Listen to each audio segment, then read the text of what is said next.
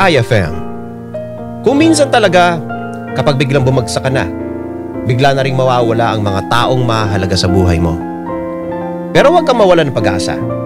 Dahil saka mo palang makikilala ang mga taong tunay na nagmamahal at nagmamalasakit sa'yo.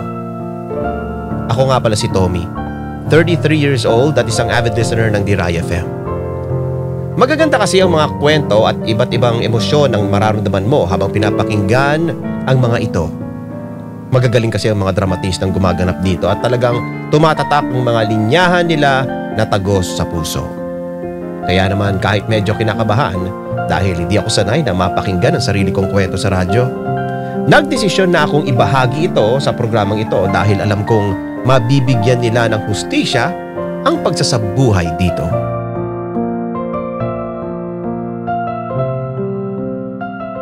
O Tommy, bakit ngayon ka lang umuwi? Mukhang masaya ka ngayon ha? Aba, syempre oo naman. Ano ba nangyari ngayong araw na to? Ay, di ba, nasabi ko na sa'yo na bala ko nang mag-resign sa trabaho. Oo, ang sabi mo, balak mong magnegosyo, pangarap mong maging businessman, di ba? At matutupad na yung pangarap ko na yun. Ha? Paano? Pinahiram na ako ni Morris ng pera. Ano? Oo. Alam mo, ang bait talaga ng kaibigan ko eh. Paano mo siya nakumbinsi na pahiramin ka? Dang, matagal na kami magkaibigan ni Morris. High school pa lang, magkasama na kami. Parang magkapatid na kami niyan. Kaya di ko na kailangan ng matinding pangungumbinsi sa kanya. Pero ano bang sinabi mo? Wala lang. Sinabi ko lang na stress na ako sa trabaho ko. Ang gusto ko sana, magkaroon sana ako ng sarili kong negosyo para kumita ako. Yung hawak ko yung oras ko. Salamat ka at mabait yung kaibigan mo. Oo naman. Pero syempre, hindi naman basta binigyan niya lang yung pera. Inutang ko yun. Babayaran ko pa rin yun. Ay, dyan nga ako kinakabahan eh. Bakit naman? Dahil sa nakuha mo na yung pera, mukhang magre-resign ka na nga talaga sa trabaho mo. Oo naman, nako. Wala nang urungan to. Tommy, hindi na ba kita talaga mapipigilan? Ha? Bakit? Ayaw mo ba to? Hindi naman sa ganun. Kaya lang kasi, ano bang alam natin sa pagnenegosyo ha? Malaking sugal to. Ano ka ba? Hindi yan. Okay lang yan. Masyado kang nag-aalala. Tommy, hindi ako nagbibiro. Hindi mo alam kung ano yung pinasok mo. Paano kung may mangyaring hindi maganda? Baka maging doble ang balik sa'yo niyan. Ano na lang ang gagawin mo kapag napunta na lang sa wala ang lahat ng mga pinaghirapan mo? Ang OA mo naman, Dang. Huwag kang ganyan. Pinangunahan mo naman agad ako. Negative ka agad yung iniisip mo. Ikaw naman, no? Magtiwala ka nga sa akin. Magtatagumpay tong negosyo na to. Yun na lang ang isipin mo.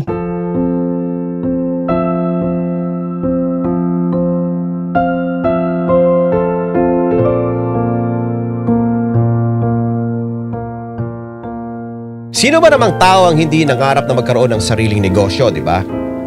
Hindi sa kinukumbinsi ko ang lahat ng mga tao na umalis na sa pagiging empleyado, pero iba talaga yung ikaw mismo ang nasusunod at hawak mo pa ang oras mo.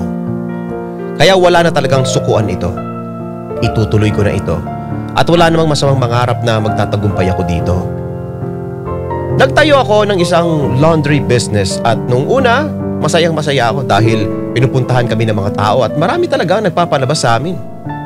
Pero nung tumagal-tagal na, napapansin na naming parang kumukonti na ang nagpapalaba. Hanggang sa wala na talaga. Mahirap mang tanggapin pero nalugi ang negosyo ko. Pero ayoko pang sumuko. Gagawin ko pa rin ang lahat para maisalba ito.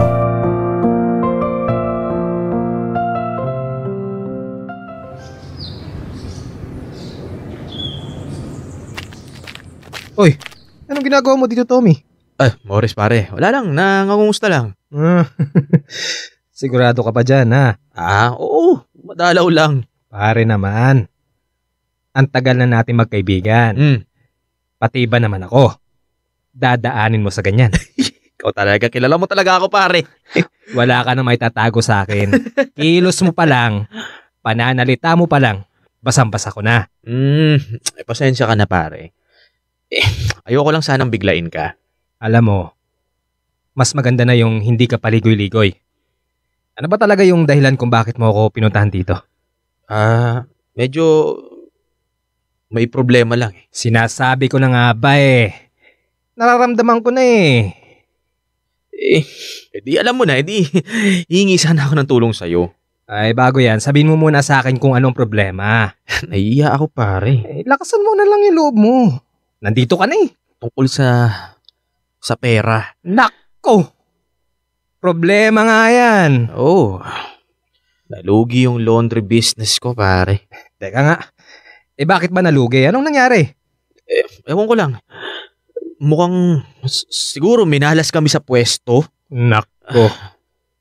Tommy, hindi mo man lang ba pinag-aralan yung lugar bago mo itinayo yung negosyo mo? Hindi na kasi ako nakapaghintay nun eh. Basta, nakahanap ako ng pwesto, di simula agad. Wisit. Paano ngayon yan? Paano mo ako babayaran yan? Yun na nga eh. Hindi ko alam pare. Anak ng... Malaking pera rin yun. Ano ba, Tommy? Alam ko naman yun, Morris. Sorry na. Ay.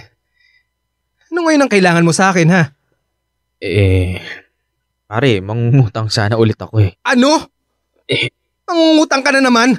Hindi mo pa nga nababayaran yung una, di ba? Pare, kalma ka naman eh. Hindi, ibabangon ko lang yung negosyo ko. Kapag umokay na, ikaw naman, alam mo naman na babayaran kita agad eh. Kilala mo naman ako eh. Hindi na! Ayoko na! Paano na ako magtitiwala sa'yo eh? Ngayon pa lang, palpa ka na. Bago ka humingi ng pabor sa akin, gawan mo muna ng paraan kung paano mo babayaran yung inutang mo sa akin. Malaking pera rin yung Tommy. Hindi ko basta-basta mapapalagpas yan.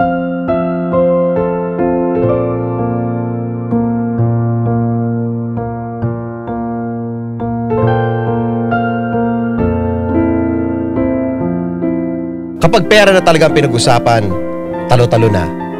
Pero wala akong magagawa. May karapatan si Morris na tanggihan ako dahil pera nga naman niya yon. Hindi ko nga lang maiwasang malungkot at sumama ang loob.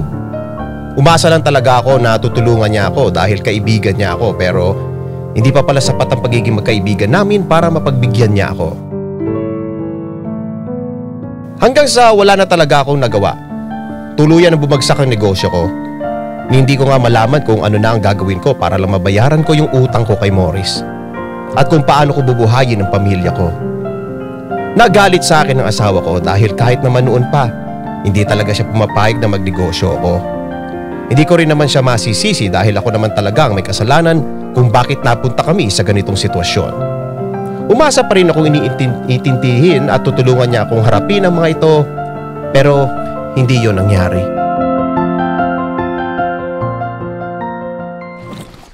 Oh, Dang, saan ka pupunta?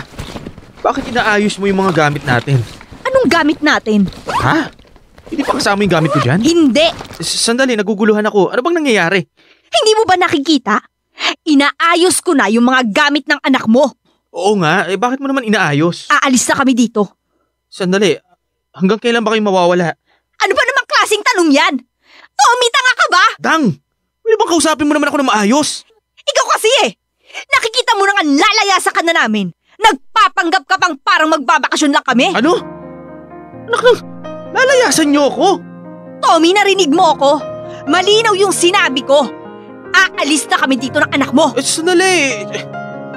Dang, wala naman akong alam na ginagawa kong masama sa inyong mag-ina. Ganon. Hindi mo alam. Wala nga talaga akong alam. Alam ko naging mabuting asawa ako sa'yo at naging mabuting ama ako sa mga anak natin. Talaga lang ha? Sandali, bakit hindi ba? Paano ka naging mabuting asawa at ama kung ikaw mismo ang dahilan kung bakit nagugutom ngayon ang pamilya mo? Dang naman! May pinagdadaanan lang tayong pagsubok. Pero hindi ibig sabihin nun habang buhay na tayong ganito. Habang buhay ng ganito yung sitwasyon natin at dapat nating gawin, magtulungan tayo. Hindi yung ganyan na makikipaghiwalay ka sa akin. Ayoko na, Tommy! Sawang-sawa na ako! Hindi na ako papayag na isama mo pa kami ng mga anak mo sa mga kapalpakan mo. Kung gusto mong tuluyan ka ng bumagsak, ikaw na lang. Huwag mo na kaming idamay. Pabayaan mo na lang kami na magkaroon ng maayos sa buhay na hindi ka namin kasama.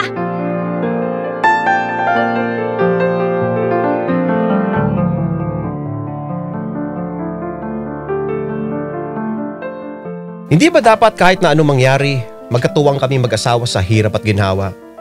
Hindi ko maintindihan kung bakit nangyayari ito sa buhay ko. Alam kong ako ang may kasalanan dito at hindi ko na ibigay sa pamilya ko ang nararapat para sa kanila dahil sa kapalpakan ko. Pero parang sobra-sobra na naman ito. At dahil sa pag-iwan sa akin ng asawa at anak ko, lalo ko naramdaman na wala akong kwentang tao. Bagsak na talaga ako. At hindi ko na alam kung makakabangon pa ba ako.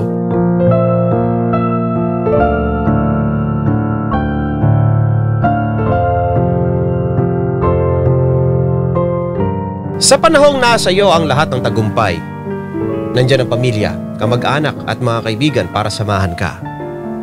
Pero sa oras ng kagipitan at bagsak ka na, saka naman sila biglang nawawala sa buhay mo kung kailan pa naman kailangan mo ang suporta nila.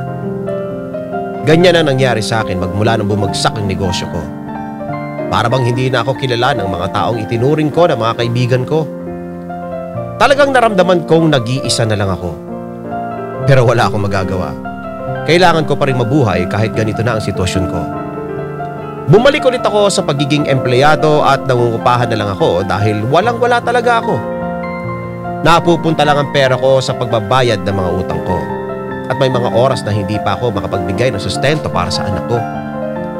Nahihirapan na talaga ako.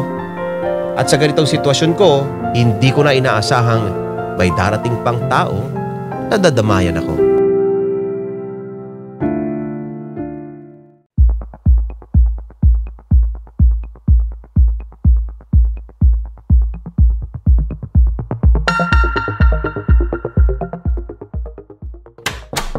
Ay, kumakatok nga. Sandali lang!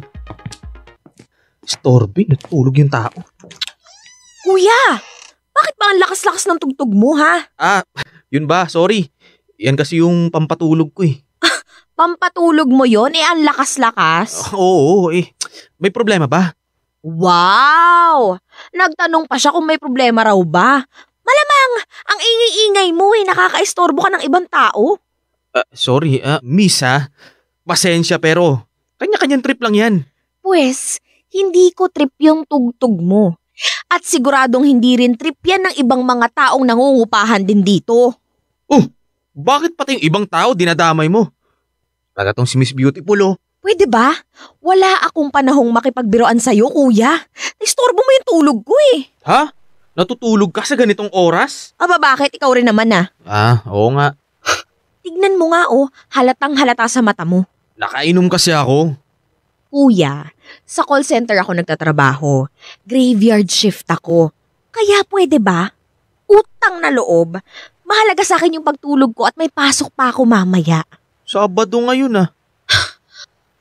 Kuya naman, paulit-ulit. Sinabi na nga sa call center ako nagtatrabaho. Hindi normal yung schedule namin. Kaya nga sana makisama po yung iba dyan. Kasi hindi madali yung ganitong schedule. Kayo, nagpapahinga na. Kami nagtatrabaho pa. Sige na. Dami mo pang sinasabi. Wow ha? Parang galit ka pa yata. Hindi ah. Hindi ako galit. Naiintindihan ko naman yung pinanggagalingan mo at saka mga sinasabi mo. Sorry na. Hindi na ito mauulit. Dapat lang.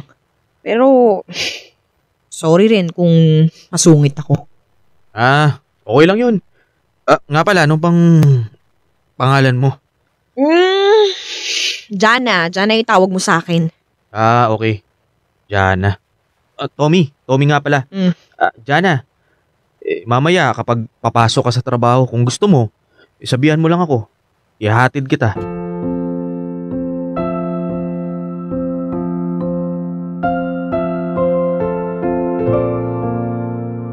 Hindi man naging maayos ang pagkakakilala namin sa isa't isa, pero magmula noon, naging magkaibigan na kami ni Jana. Mas matanda ako sa kanya, pero pakiramdam ko, parang mas mature pa siya sa akin at marami akong natututunan sa buhay tuwing kausap ko siya.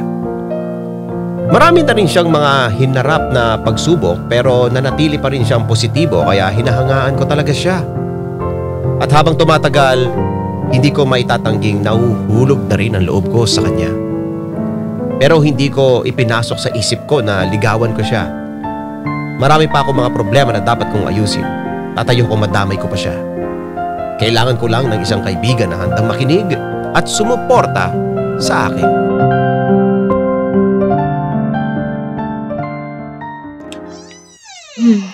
Pwedeng makikain. Ay, nako, Jana. Pupunta ka lang dito para makikain. Bakit? Hindi ba pwede? Sige na, tara na, pumasok ka na. Teka nga, pero may pagkain ka na ba? Baka wala pa bibili na lang ako. Huwag na, nagluto na lang ako. Yan ang gusto ko kapag weekend Wala kang pasok, kaya ipinagluluto mo ko. Uy, loko. Para sa akin lang yung ulam ko dito sa bahay, no? Usus! Kunyari pa. Hindi ka nag-aalala sa akin? Samantalang tuwing pupunta ako dito, may niluto namang ulam para sa akin din. Oo nga. Alam mo, lalo akong namumulubi kapag pumupunta ka dito OA ha? Ang OA sa pulubi na part ha? O sige na, umupo ka na dito. Sige na. Teka nga, ano ba tong ulam mo? Ginataang tilapia. Pasensya ka na, yan lang yung nakayanan ko Uy, ano ka ba? Gusto ko nga yan Teka ha, titikman ko. Uy, ang sarap Magaling ka talaga magluto. Ganun ba? Dati yan yung sinasabi ng asawa ko Ito naman, kalimutan mo na nga yun. Iniwan ka na nun Teka, kain pa ako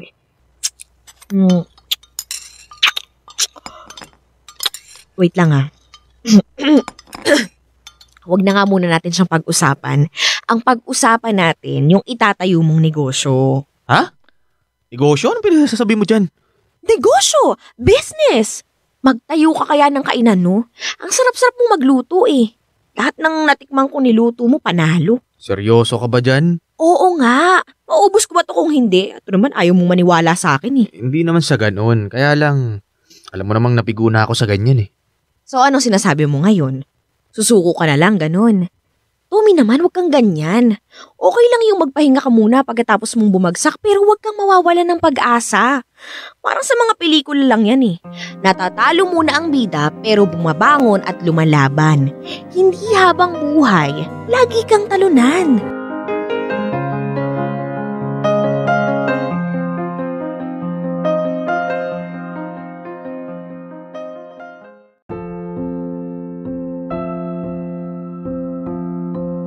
Hindi ko akalain na merong isang taong dadating sa buhay ko at maniniwala pa rin sa kakayahan ko.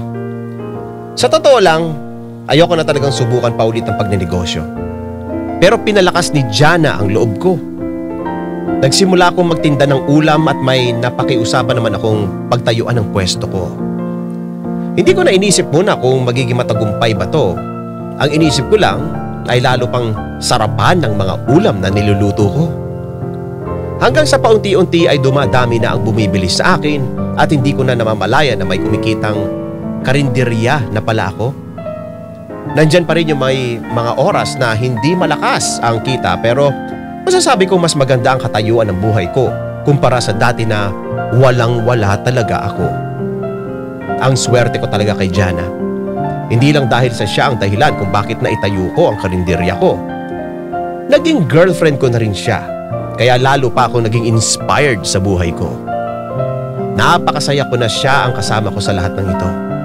Pero syempre, hindi lahat ng tao magiging masaya para sa aming dalawa. Ito nga pala yung bigay ko para kay Jomar.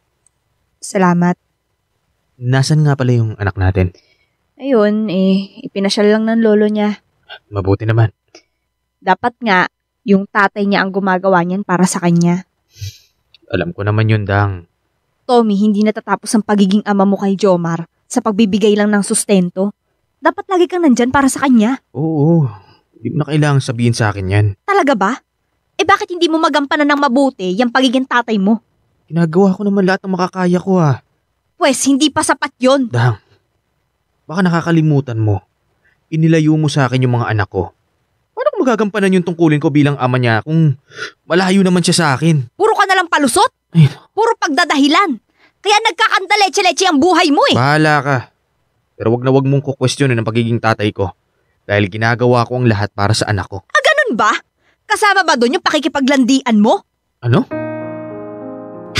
Hindi ko nagugustuhan yung takbo ng usapan natin dito. Bakit? Totoo naman yung sinasabi ko Inuuna mo pa yung pakikipaglandian mo dyan sa syota mo kaysa sa anak mo. Hindi totoo yan. Eh di makipaghiwalay ka dyan sa babae mo. Dang, nakipaghiwalay ka sa akin. May kanya-kanya na tayong buhay. Kaya lang ako nakikipag-usap sa'yo ngayon para sa anak natin. Huwag mo sabihing nagsiselos ka. Hindi ako nagseselos, Tommy. Eh bakit ko ba sa girlfriend mong malandi? Ang akin lang, ayoko maiitsapwera yung anak ko. Wala akong pakialam kung paano ko patatakbuhin yung buhay ko. At huwag mong pagsasabihan si Jana ng ganyan ha. Mahal ko siya at hindi ko siya pwedeng itapon ng basta-basta na lang. Kagaya ng ginawa mo sa akin. Pwede ba? Huwag mo kong dramahan, Tommy. Ginawa ko lang yung tama para sa amin ang anak mo. At yung tungkol naman dyan sa girlfriend mo, sasabihin ko ang gusto kong sabihin sa kanya dahil ako pa rin ang asawa mo. Asawang nang iwan sa akin nung walang-wala ako at bagsak na bagsak ako. Si Jana ang dumating at sumuporta sa akin kung kailan iniwan ako ng lahat ng tao. Siya yung dahilan kung bakit kahit papano nakabangon na ako ngayon, kaya wala kang karapatan na maliitin siya. Alam mo Dang, ako na lang. Huwag mo na siyang idamay dahil para sa akin, mas higit pa siya kaysa sa'yo.